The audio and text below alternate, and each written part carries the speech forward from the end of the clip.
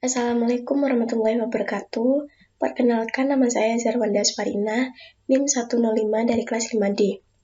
Pada video kali ini, saya akan menjelaskan materi LKPD, yang dimana saya mengambil materi multimedia dengan judul Memahami Prinsip Dasar Pembuatan Animasi 2 Dimensi dan 3 Dimensi. Memahami prinsip dasar pembuatan animasi 2D dan 3D. Yang pertama ada pengertian animasi. Secara umum, pengertian animasi adalah gambar bergerak yang berasal dari kumpulan berbagai objek yang disusun secara khusus sehingga bergerak sesuai alur yang sudah ditentukan pada setiap hitungan waktu. Objek yang dimaksud adalah gambar manusia, tulisan teks, gambar hewan, gambar tumbuhan, gedung, dan lain-lain. Yang kedua, ada prinsip dasar pembuatan animasi. Perumus dari 12 prinsip animasi adalah Frank Thomas dan Ollie Jansen. Mereka adalah animator kawakan dari Walt Disney Studios. 12 prinsip itu muncul sekitar tahun 1981 yang ditulis dalam salah satu judul buku mereka yang diberi judul The Illusion of Life, Disney Animation. 12 prinsip diantaranya, yang pertama ada squeeze and stretch, menekan dan melentur, yang kedua ada ARCS, konstruksi lengkung, yang ketiga ada anticipation atau antisipasi, yang keempat ada secondary action, gerakan pendukung, yang kelima staging, tata gerak, yang keenam solid drawing atau kemampuan menggambar, yang ketujuh ada straight ahead action and push to push, yang kedelapan ada timing and spacing, yang ke-9 ada follow through and overlapping action. Yang ke-10 ada exaggeration atau melebihkan.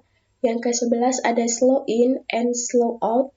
Dan yang terakhir 12 yaitu ada appel atau daya tarik. Yang pertama ada squeeze and stretch atau menekan dan melentur. Squeeze and stretch adalah upaya penambahan efek lentur atau plastis pada objek atau figur sehingga seolah-olah memuai atau menyusut sehingga memberikan efek gerak yang lebih hidup. Dan penerapan squeeze and stretch pada figur atau benda hidup, misal pada manusia, binatang, atau creatures, akan memberikan enhancement sekaligus efek dinamis terhadap gerakan atau action tertentu. Sementara pada benda mati, yaitu contohnya seperti gelas, meja, dan botol, penerapan squeeze and stretch akan membuat mereka atau benda-benda mati tersebut tampak atau berlaku seperti benda hidup. Yang kedua ada ARCS atau konstruksi lengkung, yaitu dalam animasi, sistem pergerakan tubuh pada manusia, binatang, atau makhluk hidup lainnya bergerak mengikuti pola atau jalur maya yang disebut ARCS. Hal ini memungkinkan mereka bergerak secara smooth dan lebih realistik, karena pergerakan mereka mengikuti suatu pola yang berbentuk lengkung atau termasuk lingkaran, elips, atau parabola.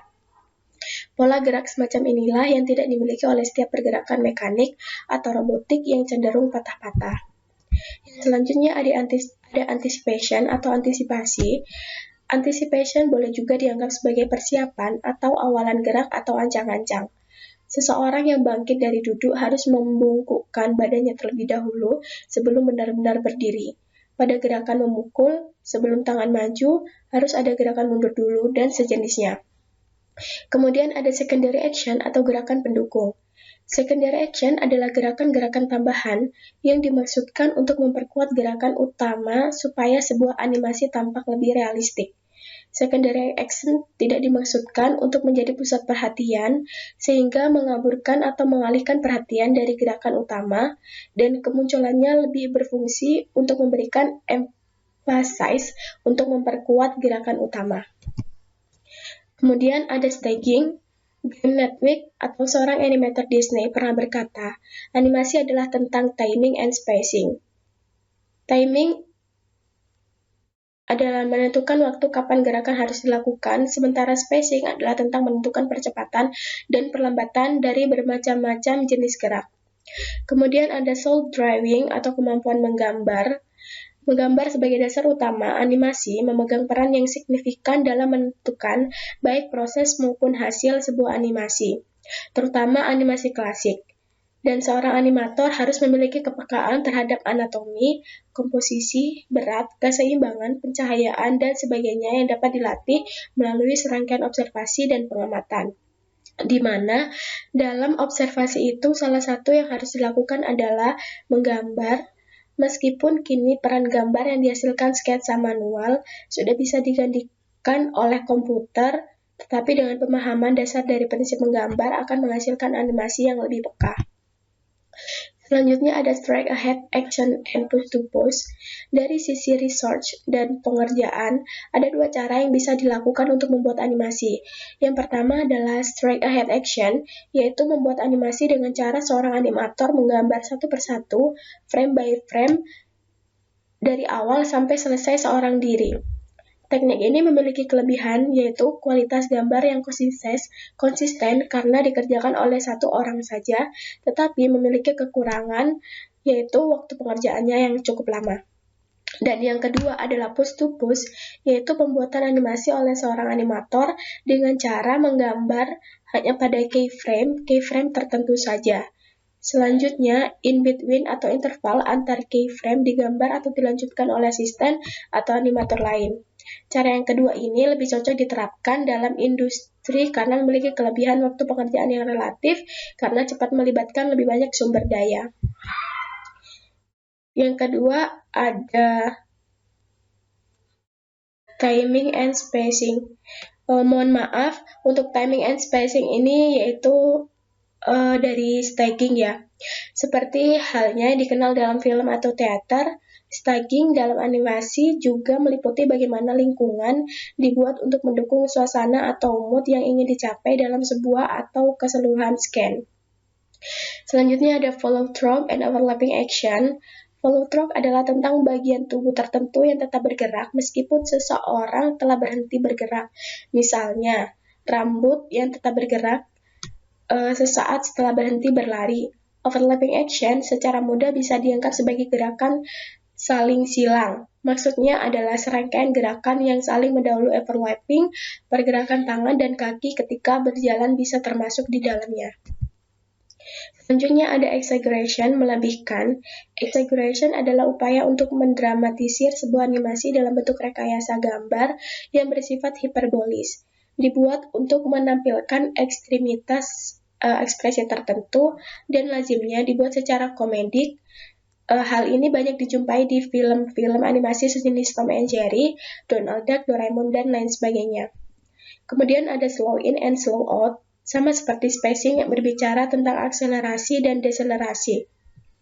Slow in and slow out menegaskan kembali bahwa setiap gerakan memiliki percepatan dan perlambatan yang berbeda-beda. Slow in terjadi jika sebuah gerakan diawali secara lambat kemudian menjadi cepat. Slow out terjadi jika sebuah gerakan yang relatif cepat kemudian melambat. Dan yang terakhir ada appeal, daya tarik. Appeal berkaitan dengan keseluruhan look atau gaya visual dalam animasi. Sebagaimana gambar yang telah menelurkan banyak gaya, animasi dan beranimasi juga memiliki gaya yang sangat beragam. Sebagai contoh, bisa mengidentifikasi gaya animasi buatan Jepang dengan hanya melihatnya sekilas. Juga bisa melihat kekhasan animasi buatan Disney atau DreamWorks. Hal ini karena mereka memiliki appeal atau gaya tertentu. Kemudian di sini ada jenis-jenis animasi. Jenis-jenis animasi di sini terbagi menjadi dua, yaitu animasi berdasarkan bentuk karakter dan juga animasi berdasarkan teknik pembuatannya. Animasi berdasarkan bentuk karakter di sini terdapat 4. Yang pertama ada stop motion animation atau claymation. Yang kedua ada animasi 2 dimensi. Yang ketiga ada animasi 3 dimensi. Dan yang keempat ada animasi Jepang. Kemudian untuk animasi berdasarkan teknik pembuatannya, itu di sini terdapat 7 animasi, yaitu diantaranya yang pertama ada animasi cell, animasi frame, animasi sprite, animasi pad, animasi vector, animasi plan, dan animasi karakter.